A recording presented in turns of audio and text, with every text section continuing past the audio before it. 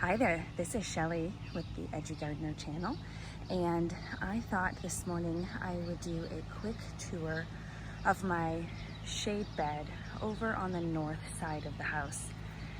And here, Zone 5B, Central Illinois, it has been raining, well, not constantly, but for over a week. There are thunderstorms that roll in every day with hard rains, and then sun, and then clouds, and so we have not been able to be in the garden at all. And in between the rains, it has been stifling, oppressively humid and hot, which is both sad because there's so many garden projects that I haven't been able to get to, but then for some of my plants, they're loving it, absolutely loving it.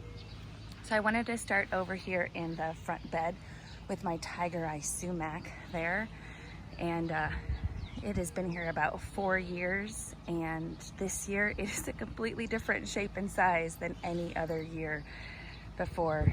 But this is the closest bed I have to the sidewalk. A lot of people pass this way on their way to the bike trail, and this area I wanted to have a lot of fall interest. So this lemon coral sedum here, and these are Coppersmith mums. And then I have Beale Street Coleus. And Beale Street Coleus is one of my favorites.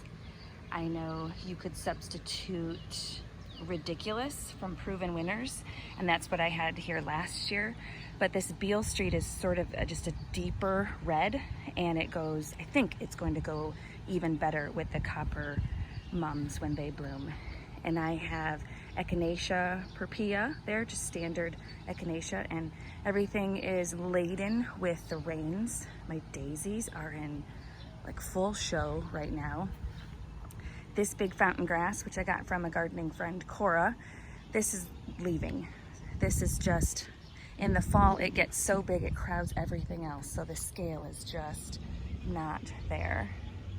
And this is the first time using my gimbal for a video, so it's going to be a bit jumpy, so I'm sorry about that. This is a vanilla strawberry hydrangea that I've had for years in a different spot. I set it out here 2 years ago, and I've just let it do its thing instead of constantly pruning it and try to shape it, and I do think it's much happier here. And then I have a purple smoke bush here. I'm moving my finger instead of the phone. There we go. This is the first year I have just let that go and not trim it because I've never had the blooms. And I was reading that maybe because I trim it all year, that's why I'm not getting the blooms. So I decided to let it go, but then you'll see the shorter side, I just couldn't do it. It was so tall and so lanky, I needed some thickness along the base. So I did trim some and left the other one. So that is an experimental trim right now, but we're going to go over to Hubbles. Well, this in a previous video, I think I named it, What Should I Do With This Bed? Oh, wrong way, there we go. And I've gotten some really good comments from people, and I'm very excited to use some of those comments, but because this year was repairing so much destruction in the yard, these plans are going to have to wait to later. But here is my arbor that we stained black this year, and these 2 pots are new with my Arborvitae, my spiral Arborvitae, which are looking a little bit woolly. I did trim them a few weeks ago, but with this rain, they're sort of out of control. All of this is new. We did this last spring, but let's start over here first. So I have some dahlias planted here. Let's see if I can get the camera to go down. There we go. I planted 10 tubers, and 1, 2, 3, 4, 5, 6 survived, and it looks like this one right here broke off in the rainstorm, and that is below either one of the leaves. So I don't know if that's going to come back. I may have just lost one of my dahlias. And I got the dinner plate mix. No, well, they're dinner plate dahlias. I don't remember. I think it's a bridal mix from Eden Brothers. So I don't know which colors these will be when they come up. Then I have some seedlings back there, Moulin Rouge sunflowers. Very excited about that. And of course I was filming this because it was shade and here comes the sun, but look at this. This is a ruby slippers daylily. Isn't that beautiful? Ants and bees all over it. I lost a lemony lace elderberry here just a few weeks ago, so I replaced it with this black lace elderberry. Gosh, the name is right there and I couldn't even read it. So I'm hoping that will get big very quickly. Some hostas and hydrangeas. All of this is still new and I'm still learning what will work here. Some knockout roses. There's the stump from that elderberry that didn't make it. And the knockout roses here, which is an experiment. I planted those here to see if roses could survive because this is under mulberry and cherry trees, so it gets morning sun and then dappled throughout the day. And I think they're doing fine, which means I can get 4 more and just have a nice, pretty rose display over here. Let's see if I can move the camera down. So here I have Truffle pink Gomphrena, and I have Cat's Pajamas cat mint here with a Mexican petunia. Some other petunias in here with a, I think this is a Medusa sweet potato vine. It's newer, maybe in the last few years. And let me show you this also. This path here is under construction. I made it last year and then I had to take part of it out because of the construction process. But I bought 32 winter Gem Boxwoods last year and I have been pruning them and try to shape them for just a mid-calf length hedge. And last year, so we'll look at that from the other end, but last year all of this was dirt last fall and this spring. And this arbor was gone. All of this planting here was taken out because this is how the equipment was getting back to put in that fence, the patio, and the pool back there. So the grass is new and then replacing these things and also replacing things that didn't make it. So I put it in last year and then I had to rebuild it differently this year. And I'll just go ahead and show you this part of the house. This will be a new garden bed for me, and I have, until just yesterday, I had no idea what I wanted to do with it. So it's the junky side. It's the embarrassing part of my garden, but I did decide yesterday, or maybe a few days ago, that I would love for this to be a butterfly garden.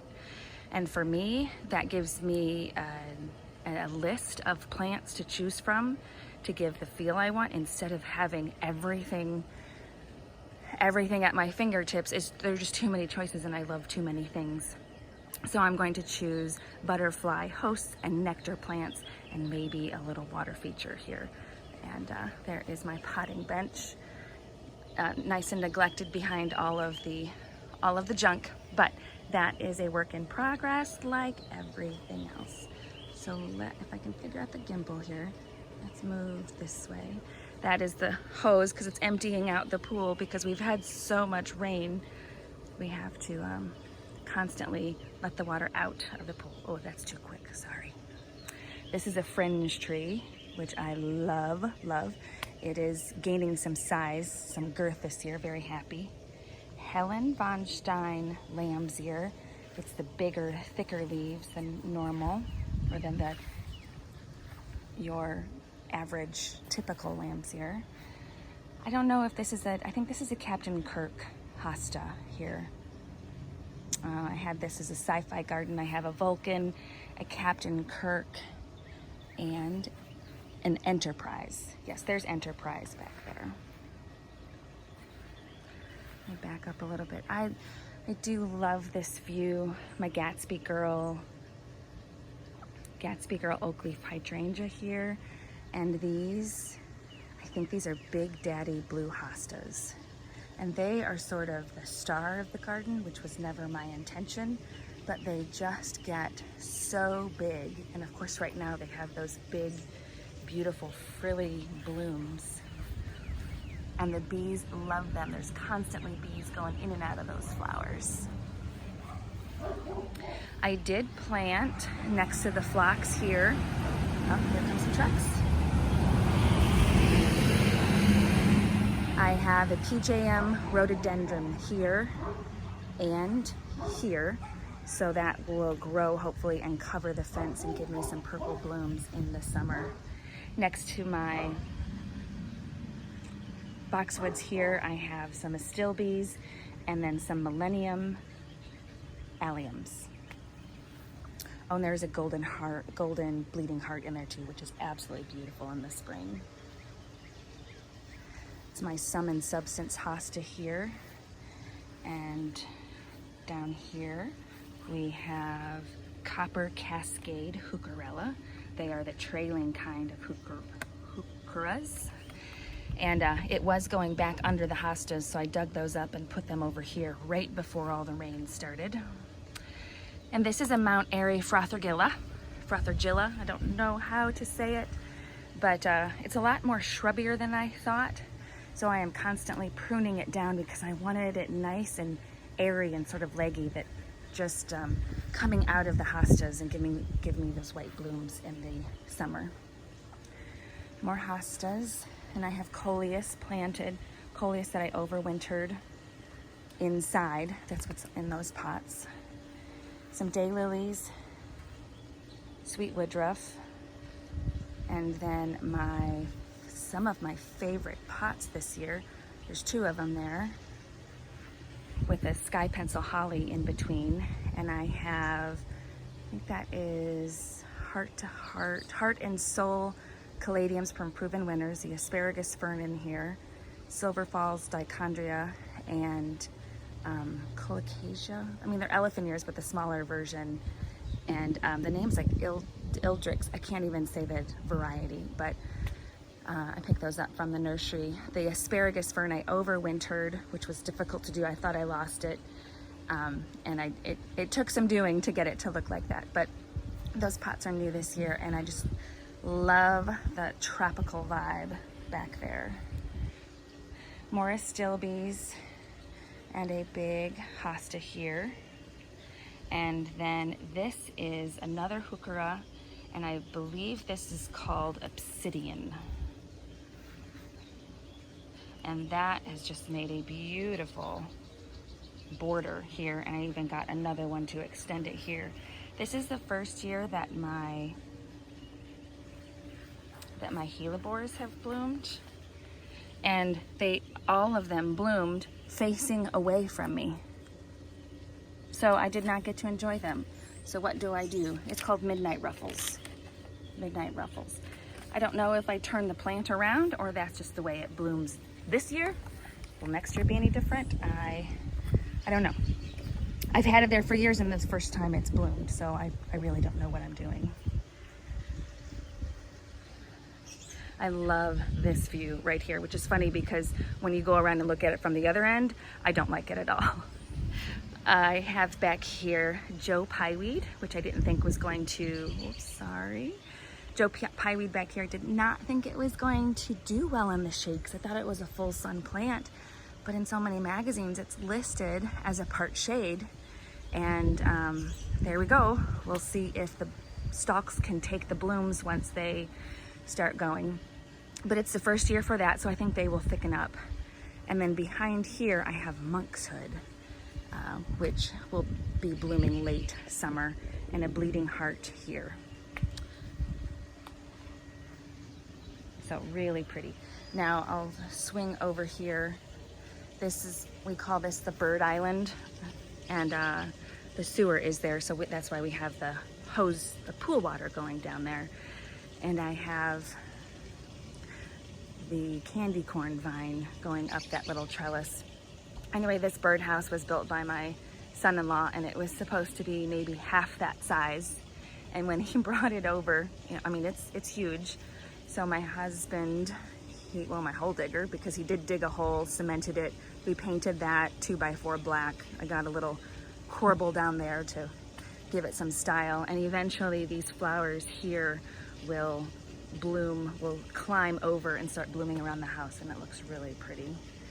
Along the fence this year, I planted some, okay, I can never say this word. It's not Liope, it's Liriope. There we go, Liriope down here. I don't usually do a single plant like that, but I thought that would be simple and it would soften the bottom of the fence and just give a nice little tropical carpet so that the view can come over here. Your eyes will just sort of bounce off of that and hit what's back here. This is what I call the west end of the bed, just because it's separated by this swing and it is the westernmost part of the garden. But here's the other side of that view that we were just talking about. And it's just, in my mind, it's messy. I like things a little bit neater than this. My still bees, I have Jack Frost Brunera, and then I have some wild ginger and painted fern there. Goat's beard. That is another Sum and Substance hosta, but it gets more shade. No, I'm sorry. That is a T-Rex hosta. I love my dinosaur history, so anything dinosaur related, I try and place in my garden. That's a T-Rex, huge leaves. I mean, oh, I can't get in there because it's so muddy, I will sink. Then I have a weeping evergreen here, and I don't know what this is. It kind of feels like I did that on purpose, but it almost looks like a giant carrot, but I really have no idea. I think it's time for it to come out. One of my favorite blue pots with impatiens, and I believe that might be Allison coleus, then with a vine, a hyacinth bean vine that I'm trying to get to grow up. It's not working out very well. And then this little spiky plant is a white misobedient plant. Now this area here, I was just working on right before all the rains hit, and wish I would have gotten more done, but still grateful for what I did get done. I have raspberry splash pulmonera, I think, pulmonaria, there's the sun. And I had it all around here, and I did not realize that it is such a thug, and it is everywhere. So I ripped out a lot of the patches, and I just left that. I really didn't get to it, but after I came back a few days later, I thought, okay, you can stay for now. I have the other pieces in pots behind me that I'm going to put in a plant sale or give away to friends. Some hostas I don't know the names of. I have another azalea here. That is an Empress Wu. And orange azaleas. They are Gibraltar azaleas. There's some hollies in the back. And then this is a heuchera that we just planted before the rain. I am always partial to purples and plums and burgundies in the garden, and then using pinks to show them off. So these are just, I just love it. I love those. And I'm hoping that they will fill in and create this whole carpet. That's a Liberty hosta there. That is a new transplant as well. I actually found it underneath one of my large hostas earlier this spring. I did put in this drip system, again, right before all of the rains hit. And there's still some work to be done. It's not complete, but I did all I could do in one day and haven't been able to get back to it. I haven't even run it because I think it started raining, and that's why I went inside and it just never stopped. So I am eager to get this to see how it works. And the main reason for starting over here was I wanted to see how big that Empress Wu could get. And it's never gotten larger than that in the years that I've had it. And I am hearing that hostas will only get their mature size. They'll grow to the extent of their ability if they have constant moisture. So we're going to give it what it wants, and we're going to see what it can do for us. Then in the back here, there's a bunch of ferns that usually die out because they get too dry. So I would like a little forest, fern forest back there. I think this is a buckeye. It's horrible that I don't remember. And I have a baptisia that needs to be moved, some corydillus, some more hostas here, and then some hockenacloa right here. So that's the planned garden, and this one's always been under maintenance. And I think the plan that I have right now, I think I'm going to like it. Beyond that is what we call a nursery bed, which this isn't my property, but it's, neighbor's fence here, neighbor's fence here, and then this goes into a culvert. So when we don't know what to do with something, I kind of place it back there, nurse it, and if it survives, then I find somewhere in the garden for it to go. And there's our mulch pile. And one of those plants that I've been nursing is this Annabelle Hydrangea, which I had 3 huge ones on this side of the house. But after every rainstorm, which they would go into full bloom, or rain would hit, and then they would lay over everything. They crushed all of my zinnias last year and killed some other things. So I took them up, I split them up, and I sold them off. And then this was the last remaining piece, which I thought was dead. But look at it back here. And all these rains, and it's not flopping.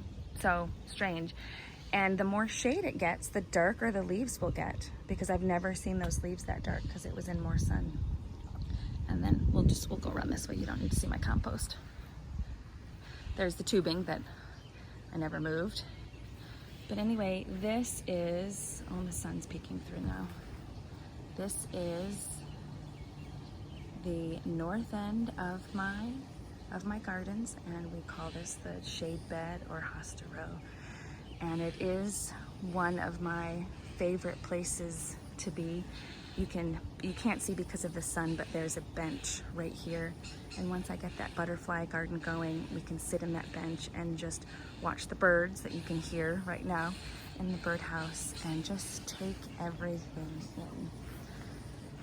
So thank you so much for watching. If you liked this, please hit the like button, and I would always very much appreciate if you wanted to subscribe to my channel. And if you have any tips or advice on anything you have seen in my garden, I appreciate those comments as well. Thank you for watching. Bye, friends.